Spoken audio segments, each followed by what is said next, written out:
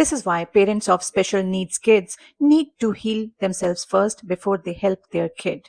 But why? Let's understand this in three steps. Number one is think about a parent who is always on red alert, because these parents have a very different life than a typical parent. They are always on survival mode because they're sleep deprived and yet always have this fear of anxiety or meltdowns from their kids.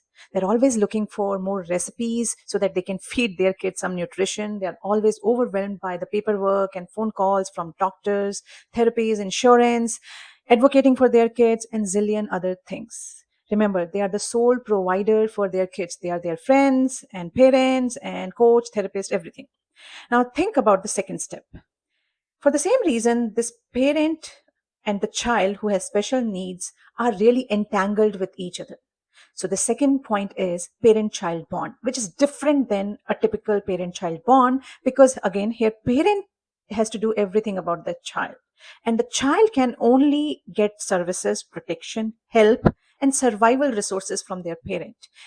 So most of the time they are resonating at the same frequency where the parent is. And parent is overwhelmed and dysregulated themselves. This can be explained by the healer-healy relationship, which explains the connection between healer and healy in terms of energy levels, psychological and physiological levels. Now think of this parent as the sole healer for the child because they understand the challenges, the troubles, the behaviors, and they provide for him.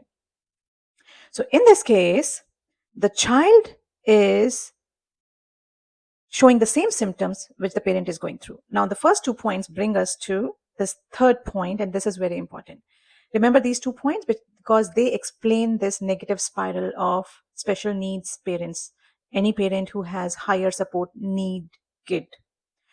So the parents who are already tired and dysregulated and with a lot of dysfunctional emotions because they're always lagging behind, hoping for improvement in their kids.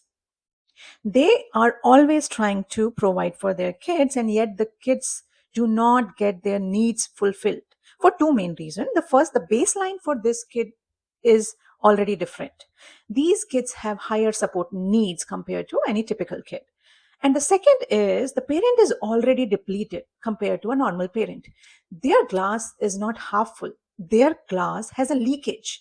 And think about the water as love. So they are always losing that love from that glass. So they already have less, but they have to pour more and more love for their kids. So they are unable to do it because they themselves are depleted. And when the kids' needs are not met, of course, they show more symptoms.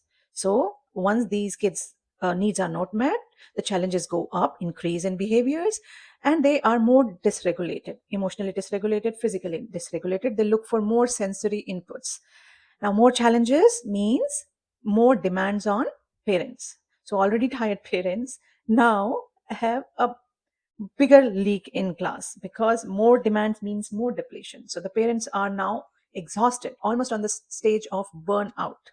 So, now they have to provide more because the child has more challenges, but the parent is even has more dysfunctional emotions like anxiety, fear, of future, and all this with little or no support because your child has unique requirements, and finding support for these needs from family, from friends is very, very difficult.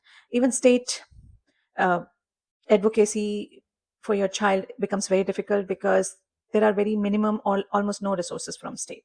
So it's not that the parents are not trying, they're trying hard, but still they go for that negative spiral. I also call it tornado because it goes downwards and it creates worse situations. And they do try to help their kid. They try to help by breaking the cycle and heal their kid. They are actually doing it all the time. And that is working negatively for them. They're trying to reduce the behaviors, improve their child's symptoms, and help him. But it is like they're trying to bring a change in outer side world without changing themselves first. And as Dr. Joe Dispenza, more powers to him and his community, he says that you cannot bring a change in your personal reality without changing your personality.